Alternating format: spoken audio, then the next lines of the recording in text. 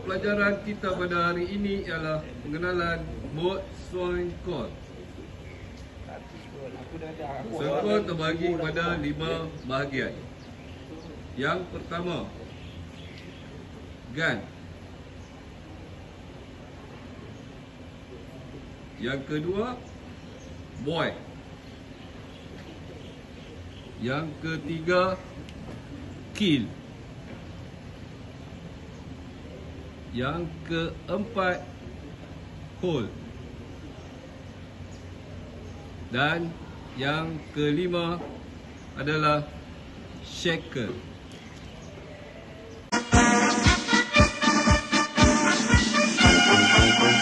Cara memegang boat swing call dengan betul. Yang pertama, masukkan rantai ke bahagian leher.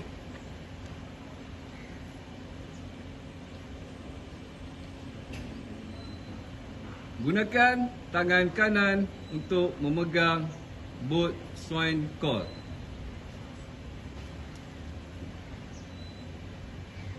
Pastikan boat swing call berada di perut tapak tangan kanan. Ibu jari berada di bahagian hujung keel. Manakala jari telunjuk berada di sisi gun.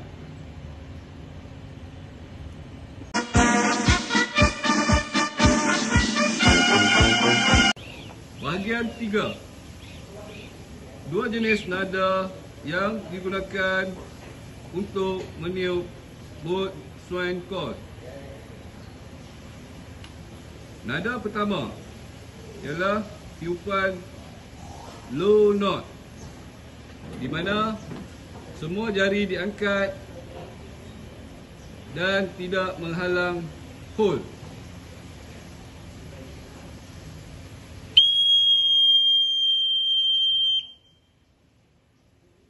Seterusnya,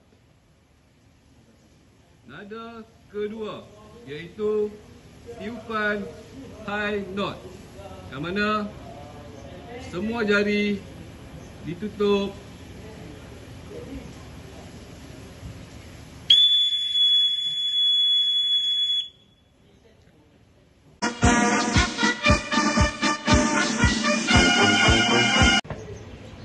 Terdapat 7 jenis tiupan yang digunakan di dalam TRDM. Tiupan yang pertama, pipe the steel. Tujuan pipe the steel adalah untuk mengarahkan anggota di persekitaran untuk sedia. Tiupan ini kebiasaannya digunakan semasa menaikkan panji-panji, menurunkan panji-panji, semasa lawatan malam dan sebagainya.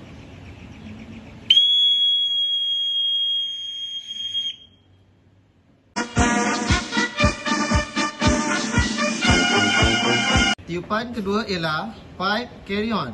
Tiupan ini susulan daripada tiupan pipe the steel. Ia menandakan selesai sesuatu acara seperti selesai menaik dan menurunkan panji-panji, selesai lawatan malam dan sebagainya.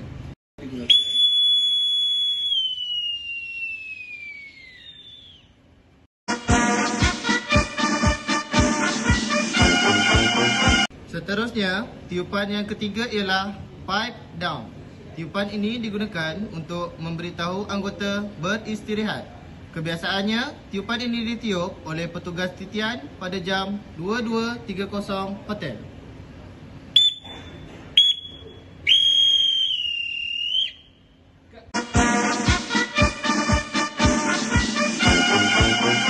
Yang keempat, pipe wakey-wakey.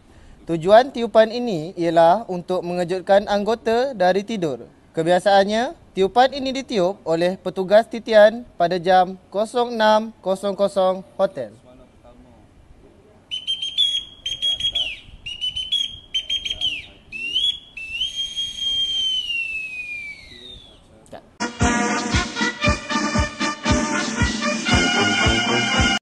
Yang kelima, pipe the side. Tiupan ini digunakan kebiasaannya sebagai penghormatan kepada orang kenamaan, pegawai kanan berbendera dan pegawai pemerintah. Tiupan ini ditiup semasa majlis rasmi seperti majlis pentauliahan kapal, majlis resepsi kapal dan sebagainya.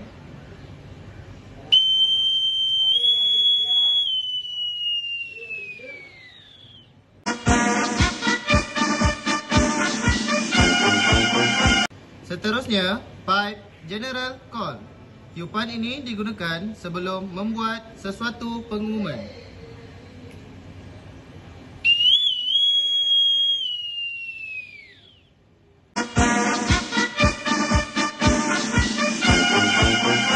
Yang terakhir, hand to dinner.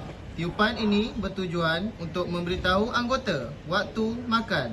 Kebiasaannya, tiupan ini ditiup pada waktu makan tengah hari.